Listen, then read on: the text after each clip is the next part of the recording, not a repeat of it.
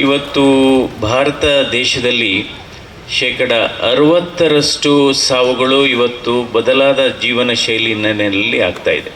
ಬದಲಾದ ಜೀವನ ಶೈಲಿ, ಬದಲಾದ ಆಹಾರ ಪದ್ಧತಿ, ಆಹಾರ ಪದಾರ್ಥಗಳು ಬದಲಾವಣೆ ಆಗಿದೆ. ಆಹಾರ ಪದ್ಧತಿ, ಜನರ ಅಪೇಕ್ಷೆ ನಿರೀಕ್ಷೆ, ಜನರ ಮನಸ್ಸುಗಳು ಬದಲಾವಣೆ ಆಗಿದೆ.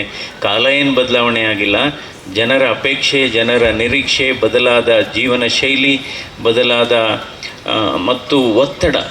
ಅದರಿಂದ ಇವತ್ತು ಒಂದು ಕಾಲ ಇತ್ತು, ಹಿಂದೆ ಮಕ್ಕಳು ತಂದೆ ತಾಯಿಗಳನ್ನ ಈ ಕಾಯಿಲೆಗಳಿಗೆ ಚಿಕಿತ್ಸೆಗೆ ಕರ್ಕೊಬರ್ತಾಯಿದ್ರು. ನಮ್ಮ ತಂದೆ 70 ವರ್ಷ, ನಮ್ಮ ತಾಯಿ 75 ವರ್ಷ, ಹಾರ್ಟ್ ಕಾಯಿಲೆ ಅಥವಾ BP ಕಾಯಿಲೆ ಅಥವಾ ಕ್ಯಾನ್ಸರ್ ಕಾಯಿಲೆ. ಇವತ್ತು ಯಾವ ಕಾಲಘಟ್ಟದಲ್ಲಿದ್ದೇವೆ? ಇವತ್ತು ತಂದೆ ತಾಯಿಗಳು ಅವರ ಮಕ್ಕಳನ್ನು 25ರಿಂದ 45 ವರ್ಷ ಇರತಕ್ಕಂಥ ವಯೋಮಿತಿಯಲ್ಲಿರ್ತಕ್ಕಂಥ ಮಕ್ಕಳನ್ನು ಈ ಕಾಯಿಲೆಗಳಿಗೆ ಕರ್ಕೊಬರ್ತಾ ಇದ್ದಾರೆ. ಎಷ್ಟು? ಇವತ್ತು ಭಾರತ ದೇಶದಲ್ಲಿ ಸುಮಾರು 30 ಲಕ್ಷ ಜನ ಇವತ್ತು ಹೃದಯಾಘಾತ ಮತ್ತು ಬ್ರೈನ್ ಸ್ಟ್ರೋಕಿಂದ ಸಾಯ್ತಾ ಇದ್ದಾರೆ.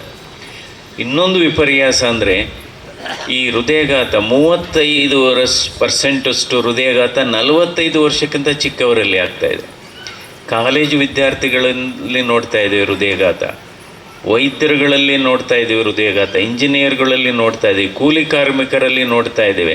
ಒಂದು ಕಾಲ ಇತ್ತು, ಹಿಂದೆ ಇವೆಲ್ಲ ಈ ಕಾಯಿಲೆಗಳು BP ಆಗ್ಬೋದು ಅಥವಾ ಸಕ್ಕರೆ ಕಾಯಿಲೆ ಆಗ್ಬೋದು ಅಥವಾ ಈ ಹೃದಯಾಘಾತ ಆಗ್ಬೋದು, ಏನೋ ಇದು ಕೇವಲ ಪಟ್ಟಣವಾಸಿಗಳ ಕಾಯಿಲೆ, ನಗರವಾಸಿಗಳ ಕಾಯಿಲೆ, ಇದು ಶ್ರೀಮಂತರ ಕಾಯಿಲೆ ಅಂತ ಇತ್ತು.